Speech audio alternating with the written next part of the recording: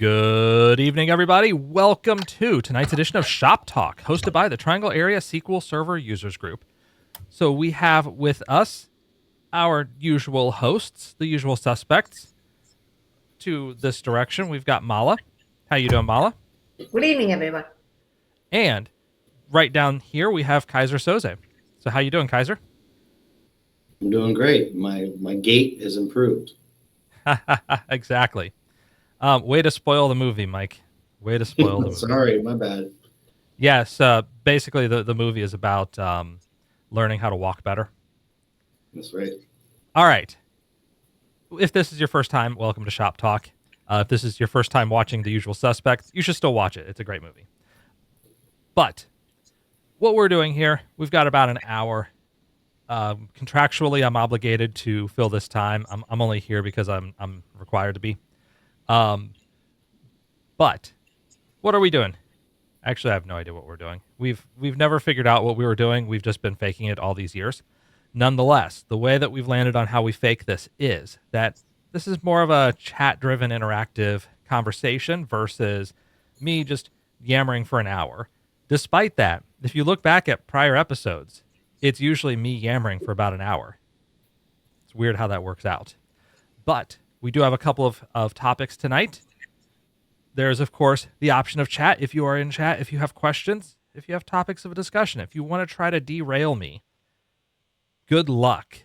You won't need good luck because it's really easy to do. But I still wish you good luck. And I'm going to start us off with a user question. So this one came in via email from an anonymous user who I'm going to call L. Simpson. No, wait. That's probably too specific. Lisa S. Okay. So our anonymous user. I had to make that Simpsons joke. It's been so long. That was a good joke. Whether or not I pulled it off, who cares? But originally, it was a good joke. Nailed it. Yes. Great joke when I stole it. All right. Our question comes in from some anonymous user somewhere in the internet. Hopefully that doesn't narrow it down too much. But this person says, I am currently an infrastructure DBA for an MSP, a managed services provider. Good. I'm wanting to gain some experience with performance tuning in SQL Server.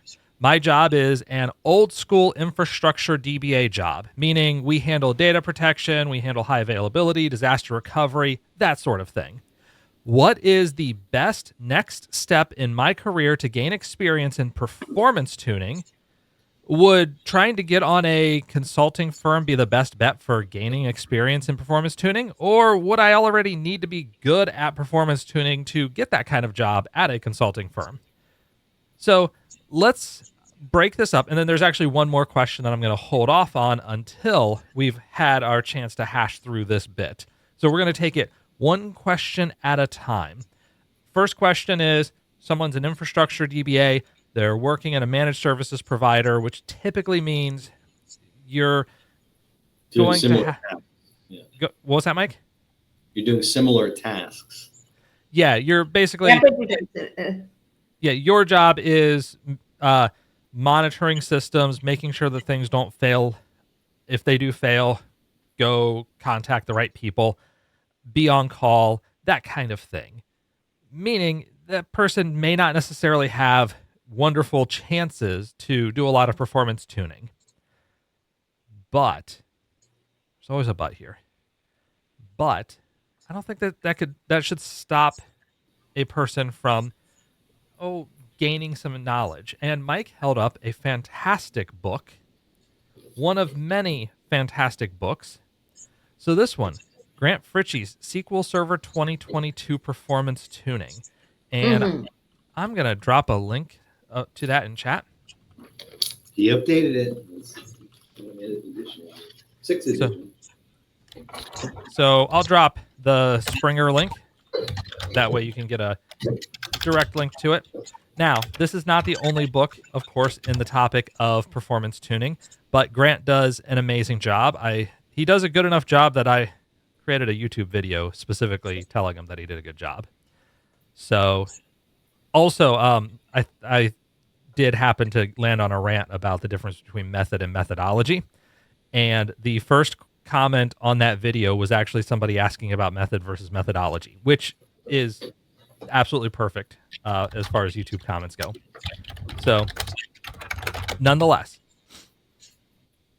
I highly recommend the book. I would say if you're working at a job where your job isn't necessarily performance tuning, still you have access to SQL Server instances, not your customer SQL Server instances, but you probably have development environments. You probably have SQL Server installed on a laptop. You probably have some ways of getting access to SQL Server outside of your customers' environments.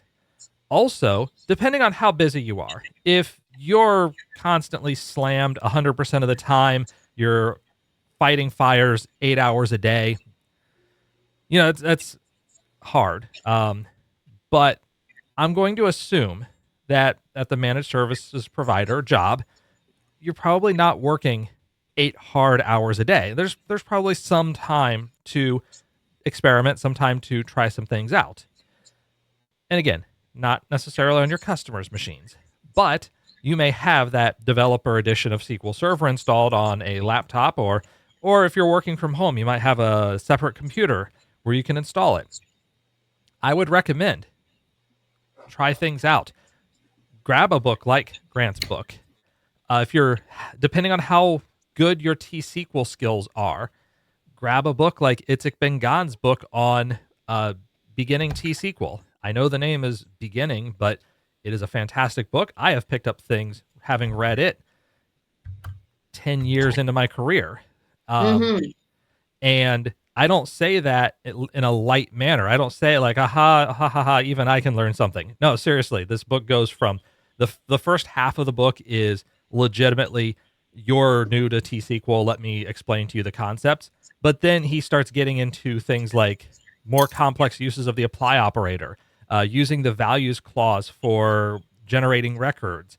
What happens when you do cross apply in values? Oh, it turns out that you can actually unpivot that way. And getting into things that I would not call beginning T-SQL, but it adds a lot of value to your SQL development skills. Now, those development skills are very helpful in performance tuning. They're not I don't know. They're important. I was going to say they're not the most important thing, but they are very important. Combined between what Grant offers in terms of understanding query store, understanding extended events, understanding indexing, how indexing works, the various types of indexes, when they make sense, when they don't make sense, and Itzhak's book covering items like how do you write proper SQL queries, how do you understand the performance of a SQL query, how do you read an execution plan, and on and on. So actually, let me give a copy of Itzhak's book in chat. And that way, see, that's T-SQL Fundamentals. Yep. And there is 4th edition that is available in the store. Which one was that, Mike? Expert T-SQL Window Functions. That one is that's an excellent book as well. Yes. I have a couple of recommendations, but after you finish it. Sure. So let me give a copy of T-SQL Window Functions 2nd edition, because that was the second one that Mike held up. And also, Grant has a book on understanding query plans. Yes, that's an excellent book. Oh, I want that. SQL Server Execution Plans 3rd edition by Grant Fritchie. Redgate offers that one for free as an ebook. Yes. So you can grab a copy of that. That one's 6 years old, so it's from 2018. I think it had SQL Server 2016.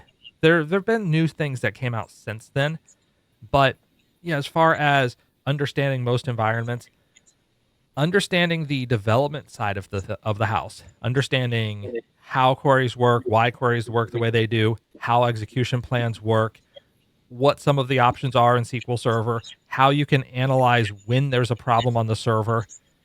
These types of things, those are a lot of the skills, and I would say at the very least, even if you're not directly applying it in the current job, as an MSP or at an MSP, you can still build up these skills. And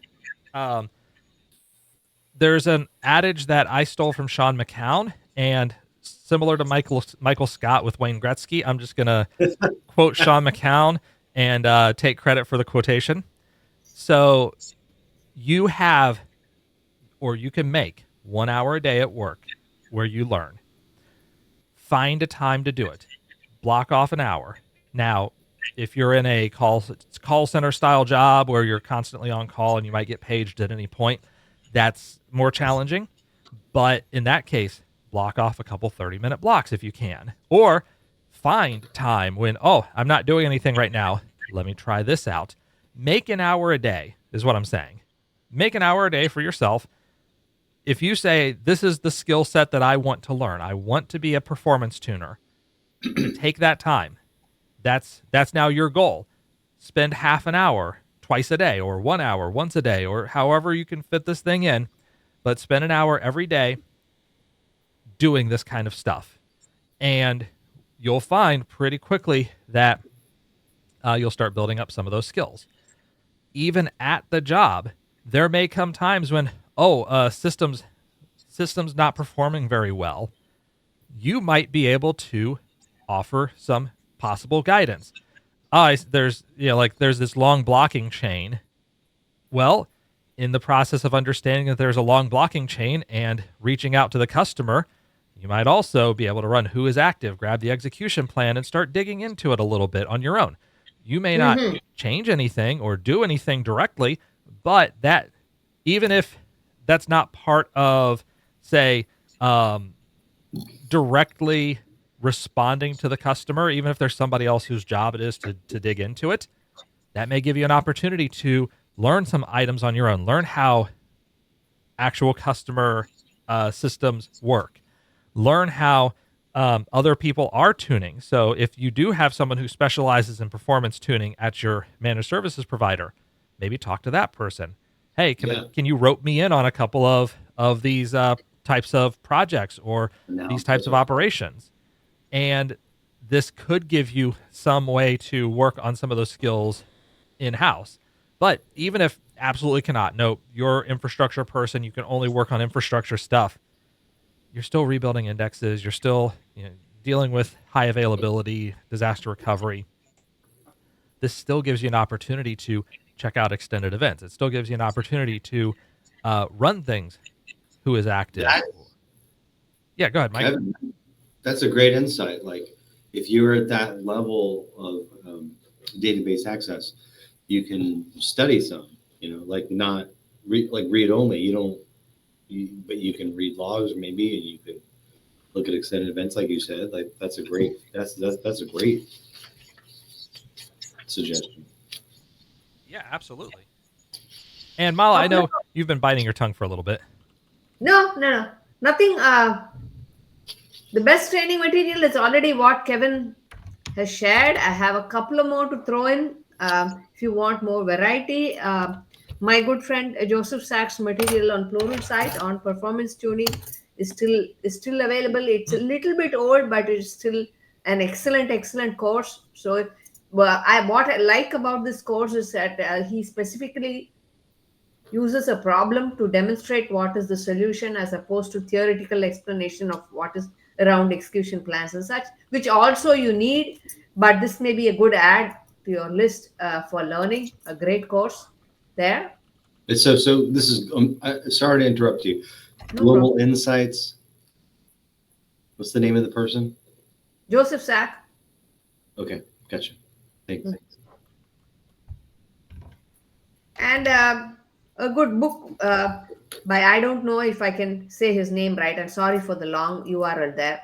Couldn't find way. Sajal Dham. Kevin, you may know him, right? Yeah, he wrote the original SQL Server query performance tuning books before Grant took over that series. Oh, okay. Yeah, but his book is also excellent and it's still out there. So those are two books that the person may find useful, especially the one the Joe's training is gold. It's like really good. Um, And this book is good too. I read it a long time ago. I think it may have been like 5, 6 years ago, but I found it a good addition to the list of books that I have. And yeah, use whatever opportunities are available as an infrastructure DBA. There are plenty of things you can do to learn about it. Look at deadlocks, look at blocking chains, look at all those things. They are good areas to understand how queries work and how they can be tuned to work better. So, Yeah, for sure. And I yeah. the only reason I hedged my statements was because there may be specific rules about what you're allowed to do, what you're not allowed to do with the Mhm. customers. So I didn't want to Right. go too far down that line. Mhm. But even so, um, I fully agree. I think that that is something that many people have kind of the option to do. Oh yeah, SQL Server query performance tuning distilled by Sajal Dam. I think this one eventually became the Grant book series because that book, Okay. this was the 2004 edition. It was for SQL Server 2000. Oh, is it that old? I'm That's sorry. like the future, the year 2000. Yeah, and then 2012 was the edition that Grant and Sajal, I think, both did. And then Grant took over from there. Yeah, that's right. That's exactly right. So, Mhm. um, yeah, it was a good Okay. book back in the Yeah. day. Probably I didn't not. realize it was that old. I'm sorry. Yeah. Yeah, enough has changed that may not be the best book option, Right. but I want to thank Rye Merritt, Pedro re Lopez, remerit. Ree, Kendall Van Dam, Bob Ward, and always Joe Sack. Oh, let's see. So Mike is now reading. Sorry. Apparently, we Well, are. it's not very entertaining. Ha, we were so boring that we just lost Mike for the rest of the show. He's now just going to read a book. No, I'm proud of my books. That's all. uh, Because I but got these books from you guys. I mean, yeah, I got to meet him when we did in-person stuff at your old office. absolutely.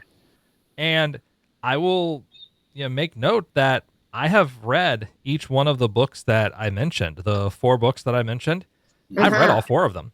Uh huh. Um, I find them all very valuable. I think that for a performance tuner, one of the nice things about working with T-SQL is, yes, it does change over the years. Yes, there are additions. Yes, there's fancy new stuff that we get to mess with. But many of the same ideas that worked well 10 years ago, 15 years ago, 20 years ago, many of the concepts are still very similar. Even if the Mhm. techniques that we have improved, the functionality that we has generally made things better or easier to work with, or that we have introduced new capabilities that we did not have before. But the general notions behind how do I tune a query well actually still work to this day. And even so, I'm gonna um, let me see if I can pull up this book that I am now thinking about from Dan Tove, SQL tuning. Here we go. This was from 2003. Give you an idea. SQL tuning by Dan Tove. Um, I'm not necessarily going to recommend it, but the only reason I don't firmly recommend it at this point is that it is so out of date in terms of functionality and capabilities. However, when it comes to understanding the why behind why would the database engine behave the way that it does, why do we focus on this table first and then this table and then this table, Mhm. Dan provides some really good insights on a generic level. So not necessarily for SQL Server, for Oracle, for I think he also did DB2. I know he did at least 2, maybe 3 separate relational platforms in the book as examples. But getting an idea of what we would want to see and how we can diagram a SQL query in order to figure out what is the optimal access pattern for this data. And then we figure out how do we get that optimal access pattern. Right.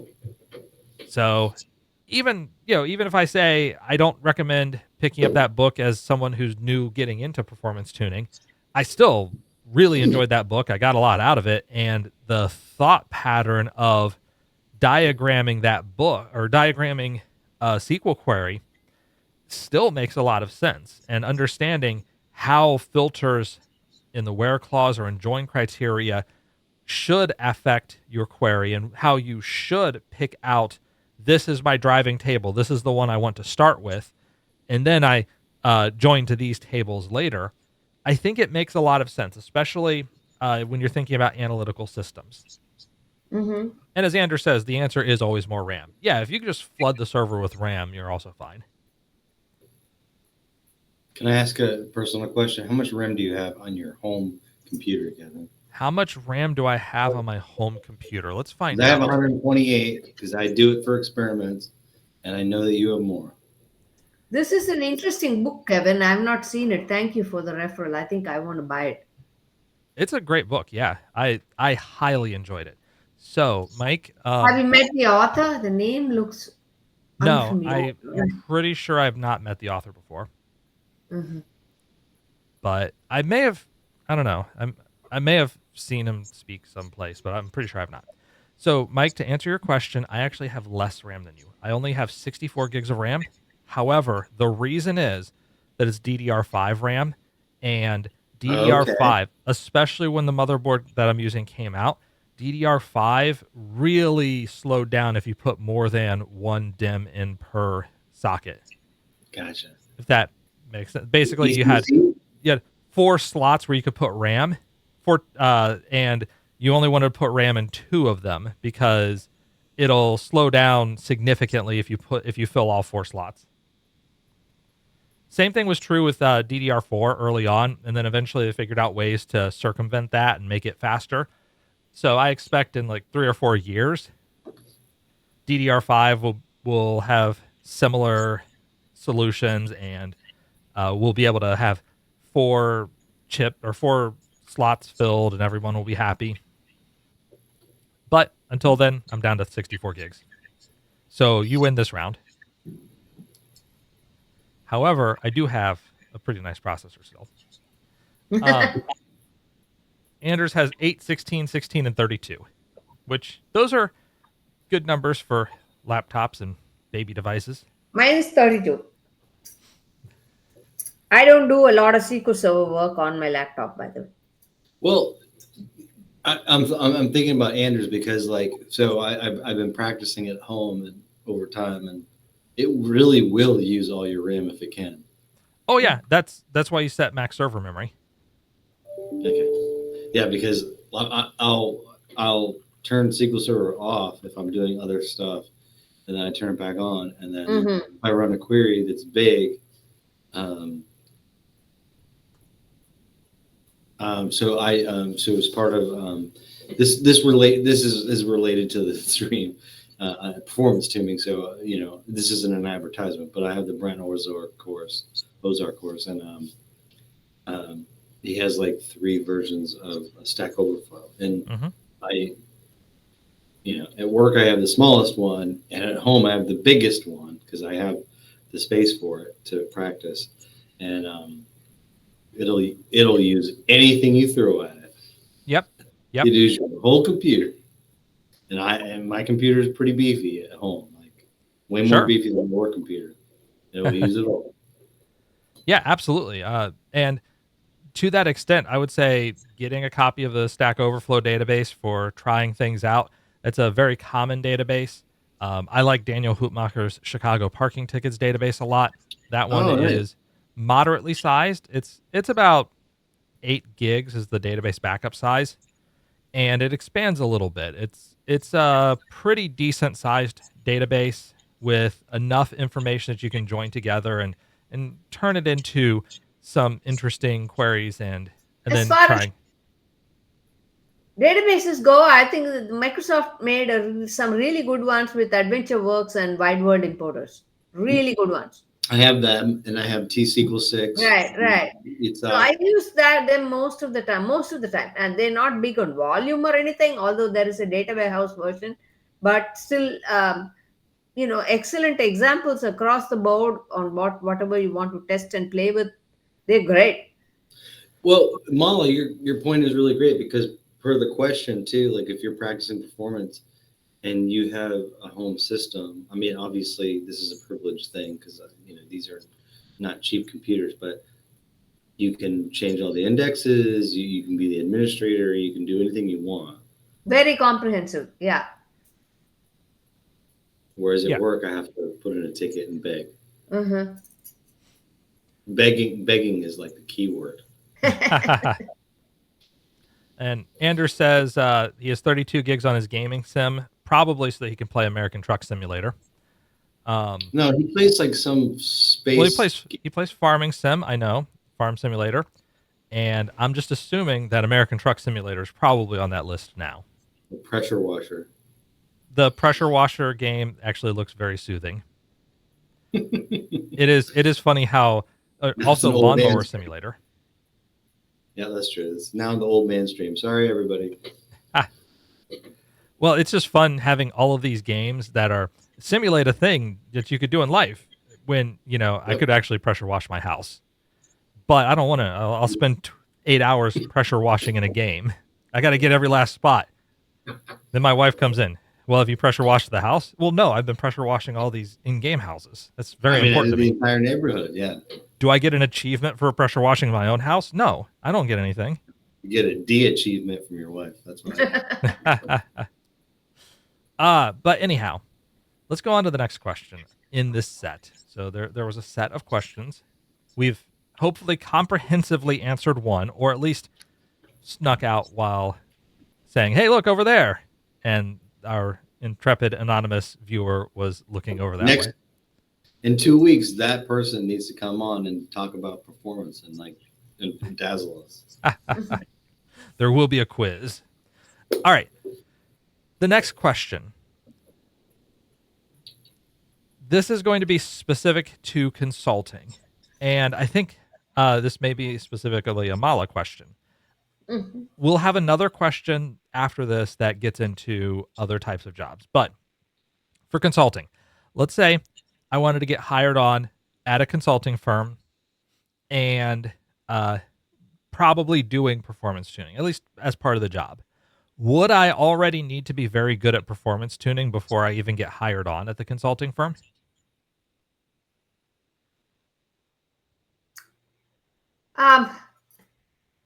Likely, yes.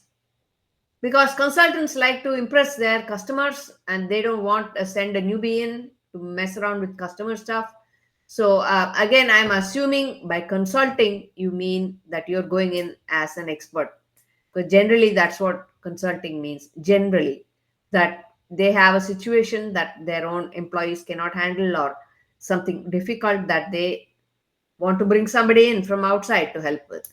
And if you want to be that person, then you're expected to know things better than those people. So, yeah, absolutely. If that is the definition of consulting that you're looking at, then yeah, it is a good idea for you to know things at a mid-level level at least before you go in for that kind of jobs.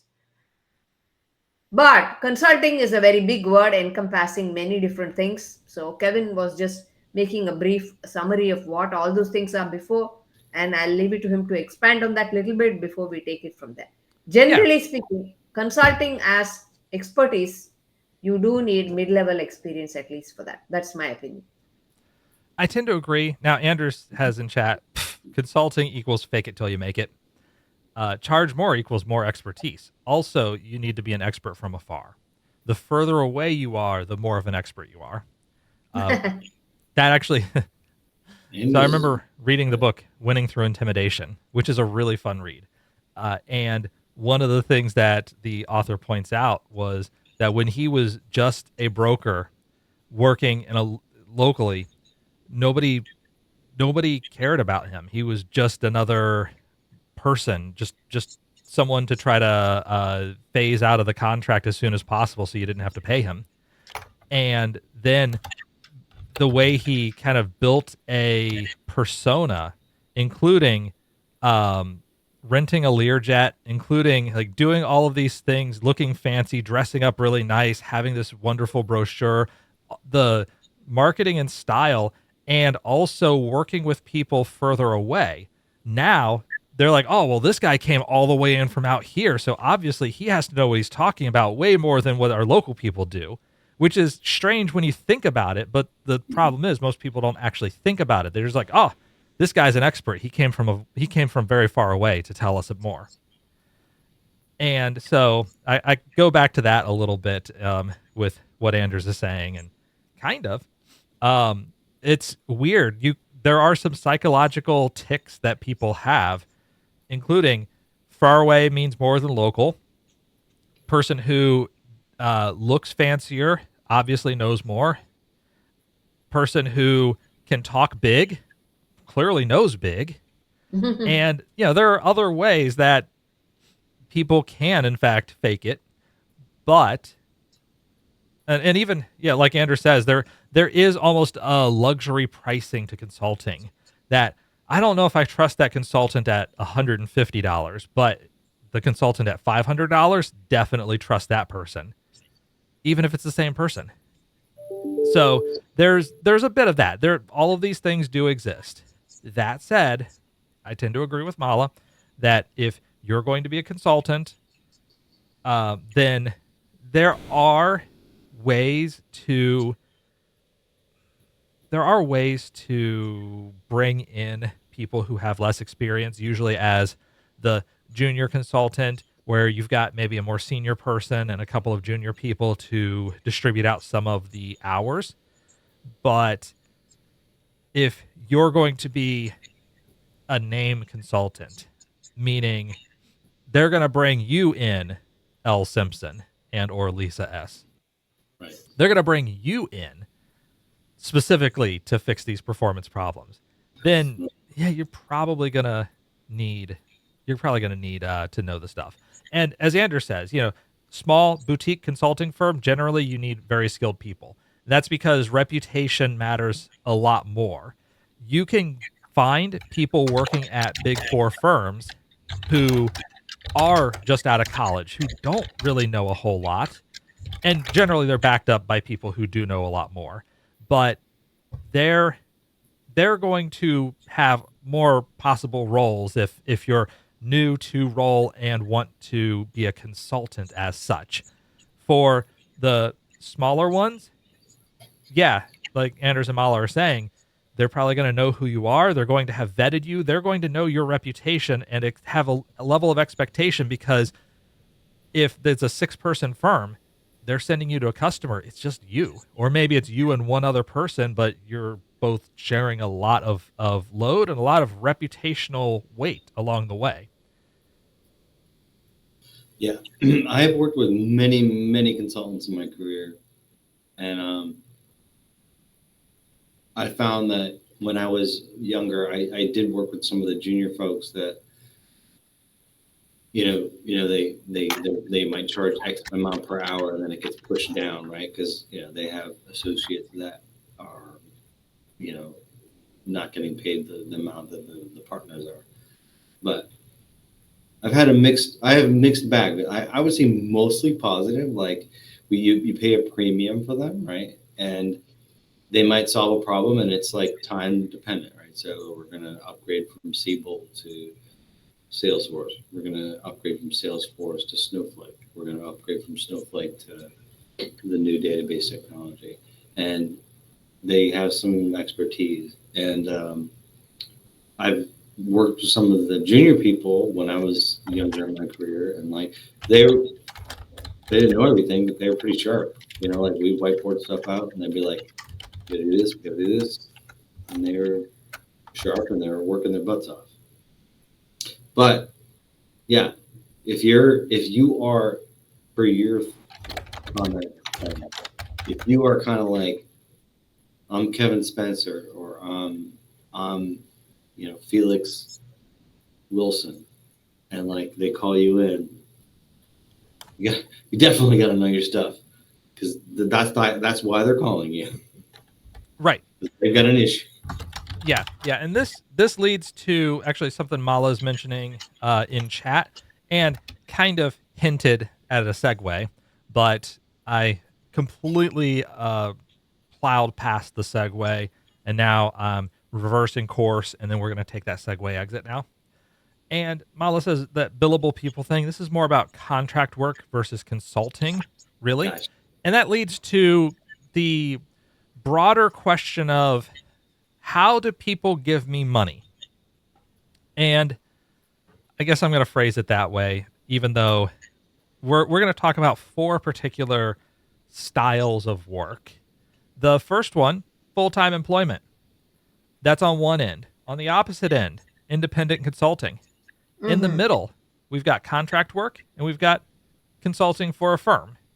There are other bits that fit in. You can find other cases. Oh, well, I'm a special case because blah, blah, blah. Okay, fine. This is not all encompassing. It is most encompassing, though. So on the extreme end, one end, full-time employment. Full-time employment, you work for a company for 40 hours a week-ish. And what you end up with is they are your employer. They are paying your wages. They are giving you a W-2. They are probably giving you benefits of some sort. You work for that company. You do stuff for them. You limit yourself to their systems. Your effort is proprietary to them. Where's my Duke hat? I have a hat that says Duke on it. Yeah, they may give you hats. They may give you a lanyard. So Mike is an example of a full-time employee. I am a full-time employee, as well as other things. Mala is a full-time employee. Full-time employment has its benefits. It has its drawbacks. One of the drawbacks is you're kind of capped in how much money you can earn in most scenarios. There are some places where, hey, you get plenty of bonuses, you get nice extra money. But for a lot of companies, it'll be, this is your salary. You might get a bonus. Maybe the bonus is more like this, but it's not going to be enormous. And you're not going to get equity in the company generally, with the exception being if you're at a startup and they give you this much equity because they're giving you this much salary. So you have that major trade-off and level of risk assumption. But even there, when you're still a full-time employee, basically you're there working for that company. Now, performance tuning at a full-time employee company, FTE work, pretty easy generally, especially because a lot of companies have a small number of database people. And so they need those database people to pick up a whole lot of different skills. That's right. So for that reason, it's easy if you say, oh, I'm an infrastructure DBA, that you could still do performance tuning. Now, you get to a big corporation with tens of thousands of employees and 150 people who do query tuning. And then you have a harder time doing something that's outside of your very specified role.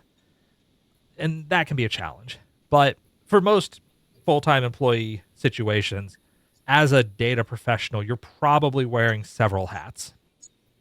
So that's one end. Next up in the entrepreneurship angle is contract work.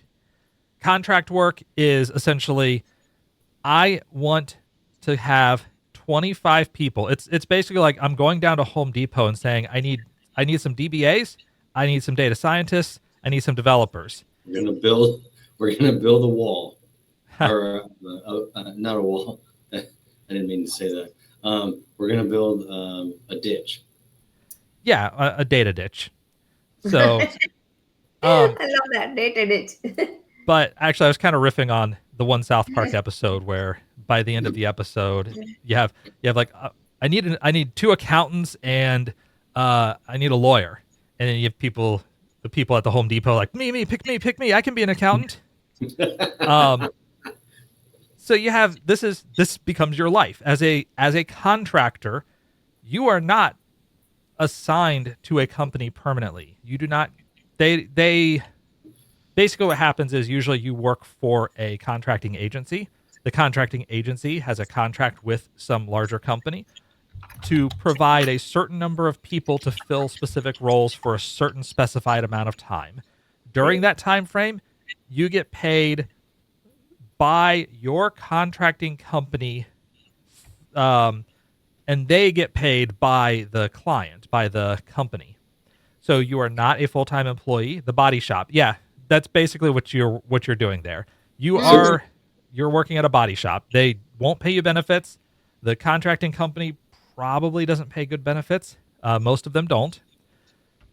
You will usually get better wages than you would as a full-time employee. However, this can be if you say I want to learn something new as a contractor, it's hard to learn something new because usually you're there for a very specific reason and they Mhm. don't trust you to do a lot of other things. You may build up some reputation within the company if, hey, this is a really good guy, learning a lot of stuff. Let's give them some more things. But they see you as uh, a widget to get value from money, whereas full-time employees, the salary is essentially a sunk cost. The Right. contractor, if you run out of work for a contractor, contract is over. You're done. If you Mhm. run out of work for an FTE, you play Spider Solitaire for a while until some work comes in. Mhm. Oh, And boy, I wish that ever happened. yeah, it doesn't happen a lot, but sometimes you spend a couple days surfing the internet. You take it easy. As a contractor, you're less capable of doing that because the company at any point can say, "Wait a minute, we're paying regular ongoing wages, and this is coming out of this part of the budget rather than that part of the budget, and therefore we care more about this part of the budget." Which means that as a contractor, you're probably going to be less inclined to pick up new things unless you were brought in to learn the new thing. And that is also quite possible. Contractors have different levels of expected skill. You're not necessarily expected to be fantastic at the thing. You're just probably at least as good as many of the full time employees who are working there. So, So one wanted to say something. A lot of contracting positions get sold as consulting. So if you happen to interview for a consulting, a role that is advertised as consulting, be sure to ask a lot of questions. Ask questions on what is the nature of work you're going to be doing, how much of it is repetitive, are you going to be stuck with one specific client for a long time doing the same kind of work, all of that, all of that. Because if they want people, I've been in positions like this, if they want people who are reasonably smart but who have to do a lot of grunt work, the only way they can get you in is by calling it something glamorous, which is like Mm. consulting. right. So be very careful on what you're sold by way of consulting jobs. Unless you know the firm really well and people say good things about it, then you're fine. But if it is somebody who's just advertising a job as a consulting gig and hiring, it is more than likely going to be some kind of a contracting work, especially if they are going to be paying you benefits and all of that. So be careful what you land up with in that regard. Yeah. That's great Yeah, advice. Yeah. absolutely. I would also say one difference, it's not a perfect difference, but something that can separate contract from consultant is length of time that you're expected to be at a customer. If it's Hmm. 1 week, Good 2 weeks, point, Kevin. 3 weeks, you're a consultant. That's for sure. Yeah. Yeah. If you're there for 6 months, 18 months, 36 months, you could technically still be a consultant and do that, but you're definitely riding more into the contractor territory, especially if it's 40 hours a week, you're there full time. Now, this may be what you're interested in doing. And even though I said that there's less opportunity to branch out and try new things, this could be a situation where you can get in on something you want to do and don't necessarily have a lot of skill around it, because as a contractor on a contract, it's pretty easy to slide in, especially on a larger contract, because sometimes they just need people. We need 12 people to do this work. And we realized that 8 of them were going to cut the contracts early, but or even if they don't cut the contracts early, that they don't need 12 extremely good experts. They don't need 12 Paul Randalls, because 12 Paul Randalls is a whole lot of money. Mhm.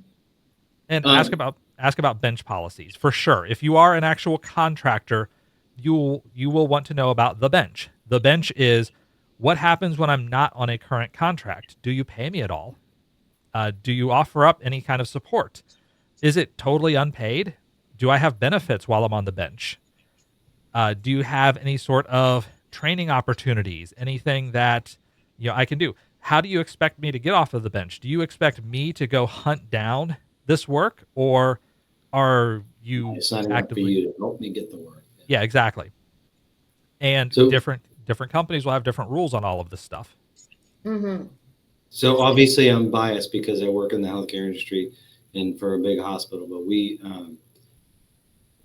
one of our big consulting firms is Blue Tree. So Epic has, I don't know, 90% market share for hospital EHR data, right? And they have certified consultants that they certify, like, let's say there's like 10 of them. And so if you're a small hospital, or let's just say I'm going to make up, so obviously I work at Duke, people kind of know that, kind of have a lanyard on. Mayo Clinic or UCLA or what have you, and you're like, we're going to get Epic and we need help. So you might hire one of these consultants, and they might have embedded people with you that are very skilled. And so my experience has been, so we have hired, Blue Tree is just one. This is not an advertisement, but like where they kind of came in and helped us write reports, do SQL, help with performance tuning, and they've helped with multi-site projects, and they're very highly skilled. And I think that I know, this specific company. They get benefits. They might work, for 5 months at Duke, and then they work at Mayo Clinic, and then they work at University of Iowa, and then they work at Vermont Hospital and Beth Israel. Like they move around and stuff, and they get trained, etc. So I think there's obviously the big four in consulting and finance and stuff like that. And obviously we're in a very kind of a niche world, but like that's another opportunity there where you can, I think in that situation, my experience has been when I've worked with some of these Epic consultants, they've all been very skilled, and they all have been exposed to many different things, which is pretty cool. Yeah, and so this leads into number 3, consulting. And Mike talked a little bit about consulting as an example. Consulting versus contracting is fuzzy. There are bits of overlap, but the general idea, if I had to separate consulting and contracting, and I'm going to open this up to Mike and Mala to see how much they disagree. Consultant, like basically, the number of boxes I'm drawing on a whiteboard tells me whether I'm a consultant or a contractor. If I'm not drawing boxes on a whiteboard, I'm a contractor. If I'm drawing them all the time, I'm a consultant. If I'm building documentation, if I'm providing insights, architecture, analysis, or if I'm troubleshooting a very specific issue, they've brought me in to help resolve a very specific thing, I'm a consultant. And the longer you're there, the more likely you're actually a contractor. So I agree with Kevin to some extent. Basically, the way I would put it is that if you are hired for your expertise, you're likely a consultant. If you are hired for just being good at doing grunt work, then you're likely a contractor. Yeah. So normally consultants, and I'm not saying there aren't exceptions, normally consultants like what they do. Contractors, or if you are pulled into a contract, but with your knowledge or without your knowledge, you don't have much of a choice on what you're handed. You just have to do it for the company to keep the contract. Right. And Yeah. I, I'm just thinking about Brent Ozar, and this is again not an advertisement, but it's like, so if you're him, like you're not going in there to write queries, you're going in there to like see what's wrong with your database and give you some advice, and this is what you should do. Like, I don't think Brent's going to be writing all your new queries. He's going to be consulting to say, your extended events are all messed up. So many consultants actually do repetitive work as a way of keeping the your bills paid for, and some constant revenue. They don't mind some level of repetitive work that's mixed in with what they do. I know plenty of consultants who do that, or they hire one or two juniors on the team, like Kevin said, just to take care of repetitive stuff and keep the client happy. So that's there is blending of both things too. That's not That's a good uncommon. point. Yeah. I'm kind of fixated on it because I only have another month before I got to finish all my training. Or I have to pay again. And Andrew says 7 years as a consultant. Consultation lengths. There we go. I know I could say it eventually. Consultation lengths anywhere from 2 hours to 1.5 years. Yeah, so I don't want to make it sound like if it's more than a week, you're not a consultant anymore. But there comes a time when, if you are just doing the same job day in and day out, you are staff augmentation, even if you're very expensive staff augmentation. Right. So it's no longer consulting as much as it is staff augmentation, maybe at a very high level. Maybe it is as a data architect versus as a line DBA. Mm-hmm. And I have a really smart friend that is very like you guys, like really really skilled for product launches for pharma, and he works on different projects, and he can kind of pick and choose a project, and he does data sharing for these new drugs, and sometimes he will be there for a year, sometimes he'll be there for 6 months. But yeah, it gets very prohibitively expensive for these folks to continue to use him. And he's like, I mean, if you want me to continue to do this, this is kind of my expertise, but like, I'm not really an employee. And Right. Like we have lunch once a year, and it's like, yeah, if you want to pay him, $500,000 to do this, great.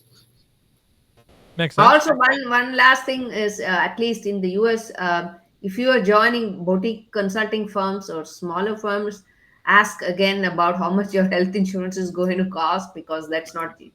And many places offer something by way of that, but it's going to cost you a sizable portion of your paycheck. It could be, yeah. And also Yeah. so boutique kind of leads me into this last category of independent consulting. Boutique would fit somewhere between big consulting firm and you're on your own. Closer to the you're on your own than the big firm. The big firm, this is where you could still almost body shop consultants, and sometimes this is where you see a lot of the blur of are you a consultant or are you a contractor? And in both cases, you get a 1099. Now, with a consulting firm, usually you'll either get a 1099 directly from the consulting firm, or you'll get a 1099 from the customer, depending on how everything is set up. Now, in the independent consulting world, you're it. Or at the small boutique firm, you and a couple of other people are it, which means there's not as much room for, I want to try something out. Is there room for it? Maybe a little. If you are extremely good at some aspect, let's say you are an incredible infrastructure DBA, you are amazing at availability groups, you are Alan Hurt, basically. If you are somebody who, I could name drop and people are like, oh, okay, yeah, I get it. Then you might say, I'd really love to do performance tuning, and talk to a client and say, look, my normal rate is this. I will charge you this if you let me do this kind of work because I want to learn it. So that's an option. But generally, we're all about this. I want to get that bill rate because I also do independent consulting. Now, I do not sponsor this program, so sucks to be me, I guess. But when I'm doing independent consulting, my goal is that I want to have several customers. I'm maybe doing a few hours a month with each one of them. And it could be sometimes repetitive tasks, but oftentimes it is very focused. What are the things that I am really good at doing or better than they are at doing and good enough that they're willing to pay me my rates? And so they're not going to pay me to learn how to write say Rust. I'm not going to get an independent consulting gig where I'm writing Rust code. Or if I am, it's under the assumption that, hey guys, look, I don't actually know Rust. So it may still make sense for you to pay me to do this, but maybe you want to find somebody else who specializes in it. Now, this also kind of leads into the last question, which is going to take up our last few minutes. That is, what is life like working for each of these different levels in terms of work-life balance, how much night and weekend work you need to do, that kind of stuff? Unfortunately, the answer is it depends. And so what does it depend on? Well, it depends on a few factors. I will say the further out to the right, my right, that you get when it comes to full-time to contracting to consulting to independent, you have more control over your hours. When you are a full-time employee, you may have some control. Your employer may say, you must be in the office from 8:30 until 5 p.m. every Monday through Friday. Or your boss may say, well, look, we have core hours from 9 to 3. If you're in earlier, you can leave earlier but make sure that you hit those core hours. Or it could just be, well, you know what? Just show up for 8 hours a day. And if you're here at 6:30 a.m. and you leave at 3 p.m., okay, that's fine. Or if you're in at 5 a.m. and you leave at 2 p.m., sure, just whatever the math requires for you to be able to do this. And being on call will matter a lot. FTEs are often on call, like Anders mentions. Firefighting pays really well, but you're always on call. So in those scenarios, yeah, you're probably going to have to work other hours, and those trade-offs do exist. But you tend to have relatively limited control. You can't just decide, I don't really want to work 40 hours anymore. Maybe I only want to work 20. You don't really have that choice. Contracting, you kind of have that choice, where that choice is, you can take a contract that is a part-time contract, or you can do a full-time contract for a limited amount of time and then say, I'm going to take a gap. Now, this will depend on your company. Some companies don't like having employees not on contracts because they don't make money then. Now, you don't make money then either, so it may be okay, it may be not okay. But usually you'll have a little bit more control. However, companies also, there's an interesting dilemma of, I care less about whether the contractor is working 40 hours or 60 hours or 100 hours. You're not my employee. I am paying you per hour. So if I'm going to burn you out, well, I'm paying you for it. But on the other side, on the budgeting side, those full-time employees, their salary, I can run you into the ground. And if you have a bad boss, you may have someone try to run you into the ground. Good bosses won't do that. They'll realize that instead, we need more people, and we can't run people into the ground because that's how you get fewer people. That's how you get worse output. And people talk. Yes. So even if you offer more money, like I turned down a job that was going to pay me 50% more because they were expecting 60-hour work weeks. And I told him that's not happening.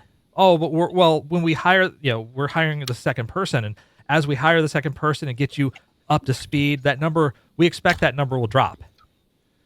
Well, it's been 60 hours a week for several years in a row. I don't think it's going to drop. I don't think you're really going to drop it, because you're going to say, "Oh, now we have all this extra stuff that we need to do. So no, sorry, we need both of you to work 60 hours a week." Well, I didn't say so before this. Before we started filming, I had kind of made this remark, like I had an anniversary where I make,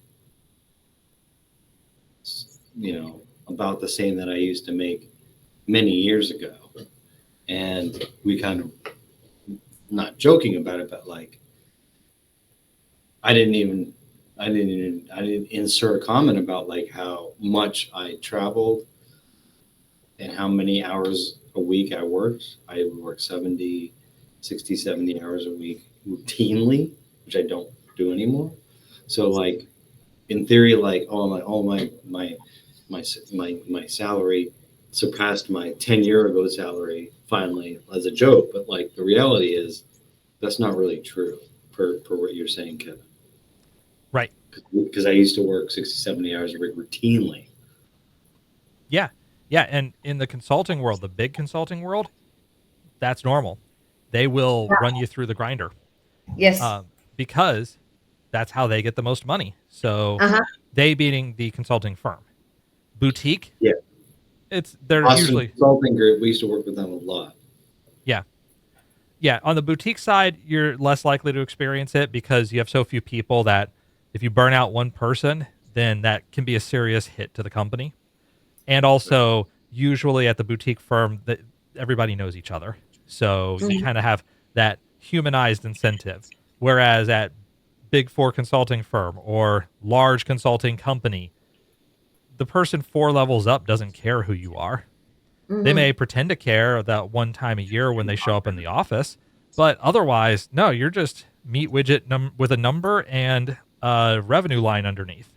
And independent consulting, you're it. So you decide how much you want to work, when you want to work, what hours you want to work, how you want to do it, assuming that you find somebody willing to pay you for that. And that's a real challenge. So you may have stretches of, I have no customers. I had a stretch of several months of I had nothing. Like 2 months of I had nothing happening. Actually, part of why I picked up a full-time job again. Are you talking about you, Kevin? I'm talking about me. Faisal? What?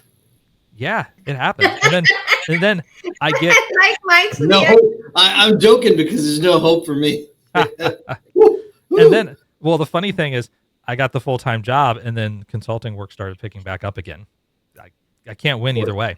But yeah. So on that topic, so my wife is getting her PhD, and she's we're in our late 40s, and she does consulting for medical writing, and she makes very good. And that's Buster Boone, like that per your comment, like there, it comes and goes. And she also is an occupational therapist, and she works at a hospital or a retirement home, but makes a third or a quarter of what she makes doing medical writing. So, I think everybody's got this balance in life, but she doesn't have health insurance. I haven't health insurance in my job. Like everybody's got to balance their lives. It's not easy. It's not an easy thing. So never accept any job in general without speaking to at least 2 people who work where you're interviewing. You like always get an honest opinion on what their lifestyle is, how many hours they work, how whether they feel good about their jobs. That's really important. So I know that may be hard for many people because you're not networked enough and many other reasons. But don't walk into some strange place that hands you a job thinking it's going to be what they sell you. It rarely is. Yep. And well said, Mom. Well said. Right. Yeah. So talk to those people on the outside. Read the reviews on Glassdoor.com. Glassdoor is a great site where employees post reviews. It could be skewed sometimes. If they've had layoffs and such, it could be skewed, but it is still worth reading. Read reviews. I agree. And also, I will say, be very deliberate in any sort of interview process. ask these questions, because at the end of the day, we gave you the broad categories, but not all jobs in a category are going to be the same. So in every single one of those, you'll find great situations. You'll find awful situations. And so I don't think we can generalize to that level of, oh, well, consultants always work nights and weekends. Not necessarily. There are plenty of consultants who are business days. And especially with remote work where you don't have to fly out to travel a lot, you may have just a 9 to 5 or, the equivalent of a 9 to 5. And at the same time, you could also have, well, I work, do whatever hours I can pack in on a few days a week and then decide not to work the others. That may be on the independent consulting side. At the end of everything, some of it comes down to how much are you willing to work? How much do you want to work? Especially as you move further toward the independent side of things. And if you prefer that stability, the full-time employer, you're probably fixed in how much you have to be at the office. Notice that I didn't say work, how much you actually work, but how much you have to be at the office or logged in on a computer. Oh boy, don't even ask Anders about that. He's like, this is an impression of Anders. He's like, hey, if I do this, that's because I'm really good at my job. He's not wrong. He's not wrong. No, not wrong at all. For an infrastructure person. Now, for the performance tuner, probably can't have your feet on the table nearly as much. No, this is a big book. That's true. All right. On that note, one last comment from Anders. You can go to places like Fiverr. You can go to different piecemeal work sites, but I think you're going to get undercut unless you live in a country where the standard of living is pretty low. Fiverr? The amount of money that you're probably going to make on a single gig is so little that I don't know that that's worth it. I need a 99er. But, all right, on that note, let's wrap things up. And we're gonna call it. We're actually a few minutes over. This one topic took all the time and more, but I think it was worth it. I think it was. It certainly was. A lot of us do that. We're all specialists. Yes, it's a good question from L. Simpson, and we're gonna wrap things up. So, quick reminder: tomorrow, our business intelligence and data science meeting is going to be happening. That's meetup.com/tripass. And we have implementing visual level security in Power BI. So tune in for that, as well as me struggling to pronounce the speaker's last name. I'm going to ask him beforehand, and I'm going to mess it up anyhow because it's Polish. And there's way too many consonants for me to pronounce it correctly. More than Christensen. Okay. Yep. But in any event, let's wrap things up for now. Hopefully we'll see you tomorrow. But if we don't, until we see each other at next Shop Talk or some other event, everybody, take care. Bye.